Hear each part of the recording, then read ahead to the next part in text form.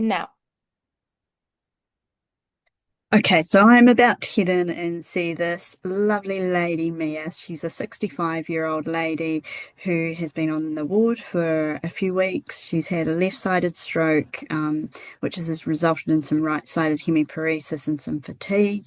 Mia lives with her husband, and she's looking forward to heading back home tomorrow. So I'm just walking into her room. Um, Hi, Mia. Kia ora, how are you? I'm good, thank you. How are you? Good, good. As you know, I'm Steph. I'm one of the OTs on the ward, and I hear you're heading off tomorrow. You're going to be leaving us. Are you excited? I'm very excited just to get back into the outer world and out of the No. hospital. Yeah. Oh, yeah, completely understand.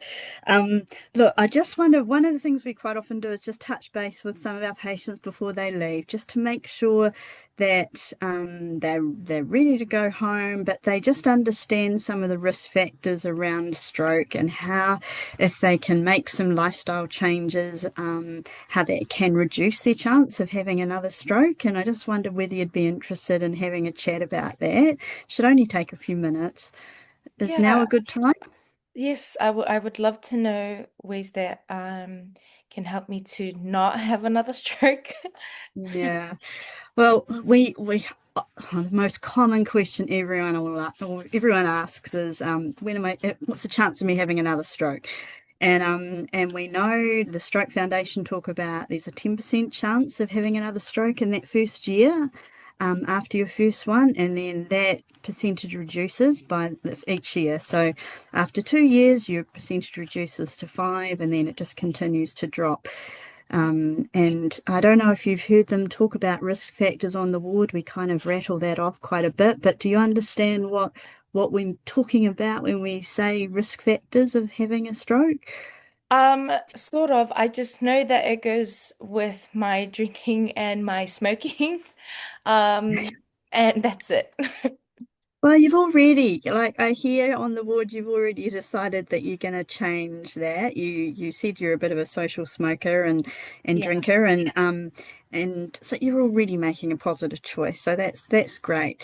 But you're right, like there are some things that we can't change. So we can't change your ethnicity, the risk factors. We can't change your ethnicity. We can't change your age. We can't change that you're a male or a female, or your family history. But there are some definite things we know we can make a big difference with if you choose to make those lifestyle choices.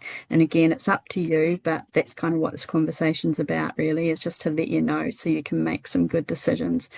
Um, for you having a look at your notes, the main things that leap out at me as being things that you can change and reduce that risk is your hypertension. So you've got your high blood pressure, Yeah. and think we can definitely do stuff about that. And also your cholesterol is quite high. Your diabetes is obviously a risk factor. You're a little bit overweight, but that certainly can increase your chance. But Okay. again, it's something you can do and we can manage. And while you've been here, the doctors have kind of looked through and they've got some really good medication now on board, so you're ready to take that for when you go home. So that's definitely one thing to make sure you're compliant with that because sometimes it's easy to forget about, but that will make a difference. And then some of the stuff we're just about to discuss now will also help. So um, one of the things I was sort of thinking about is your diet, and like for all of us, we're probably not perfect with our healthy eating choices and things, but what types of foods do you eat at home? Like what's your normal sort of patterns with eating and Yeah. A lot of takeaways, because yeah, I do work night shift sometimes, so I'm not able to cook. And a lot of hangies. We do have a lot of family gatherings because I'm yeah, Maori, and Maori have we do a lot of family celebrations, and it's always hangi, which is there is vegetables, but it's mostly like meat heavy. yeah. So that's really my diet at the moment. Yeah, and like I absolutely, you've got to keep going to these hangis. As I say, they're an important social connection and great way to connect with your family and stuff. And we'd certainly not be saying stop that, but maybe there's some different ways of looking at the types of food choices you make during those gatherings, and it might be we know a healthier diet often consists of less meat, um, and more veggies and more fruit and more grains and less salt and sugars. So I just wonder when you think about yourself in those situations, is there some ways that you could maybe make some little sort of changes, some might slightly smarter ones with regards to healthier choices? I don't know. Just Um, I do know that because there is vegetables in hangi, maybe I could have more vegetables instead of the meat. yeah, I will say that it may be hard when I do have work, so I'm always looking at like takeaway options. I don't know what to do in those situations, especially because they're much cheaper for me yeah, in my no, current family situation. Yeah. yeah, no, I completely understand that. It's like sometime, and again, sometimes it can be just a little way change of thinking. So again, this is just an idea that has worked for some other people in the past, is maybe planning a little bit more and having even just a couple of go-to reasonably healthy, easy, quick to prepare meals in your fridge or in your pantry that you know that if you're starting to think, oh, maybe I should go for a takeaway, that you think, no, hang on, maybe I'll go for, I've got the fruit and veggies in the fridge, or I've got some other choices that might be something. And yeah, having just planning a little bit more. I don't know, on a Sunday night, sit down and make a grocery list. Would that be something that kind of works for you rather than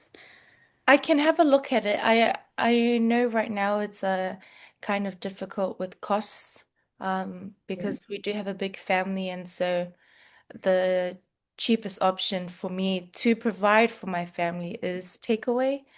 Um, yeah, so yeah, yeah. Yeah, it's tricky, and it is a lot of it does come down a bit to like planning and looking at other options and sort of changing your mindset just that tiny bit.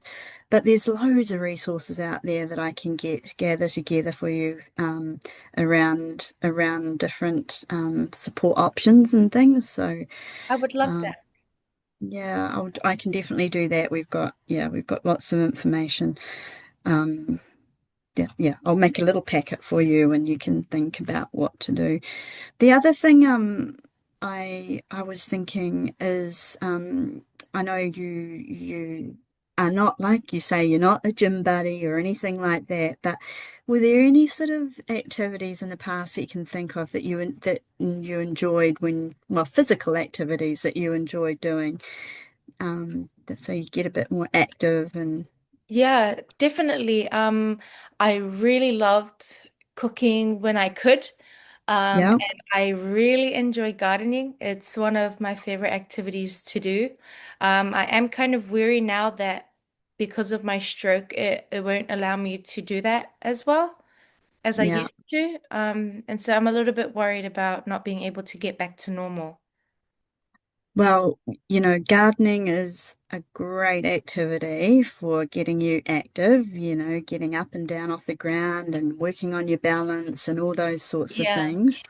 And if it's something you enjoy, then that's definitely something that would be worth focusing on. Um, Understandably, with your hemiparesis, it's probably a little bit nerve-wracking at the moment. But we could, as I say, we've got a community stroke team that can come out and we've got physios and OTs, and they could maybe sit with you once you're back home and get a bit of a plan together that it would include improving your balance and improving your physical stamina and things like that. Yeah. The OTs could even look at helping with your menu planning and looking at some options for, yeah, just making you think a little bit differently to the way you are now, and yeah, see what comes about. But you know, just tiny little changes can make a big difference. And if you can look at these two things, like get keeping a bit more active, will help with losing your weight. It'll help with your diabetes. It'll help with your blood pressure. And if you can make those change some just little changes with your food choices, then that would be another really good thing to look at. Okay. And it does just take small steps. So I could bring a little pack of information. As I say, you've got so much stuff coming from the hospital, but if I put it into a little pack, it may not be that you look at it straight away, but in a week or so's time, once you're settled back home, you can think about this conversation and have a look through what was that silly therapist talking about, and find some of that information in there. And even if there's just one or two choices, it would make a difference. Okay. I would Does love that that. sound okay? Yes. Okay. All the best for tomorrow, and Thank you. hope it goes well and in the nicest way possible. I hope we don't see you back here again. Thank you. Thank you, Steph. Okay. See ya. Bye.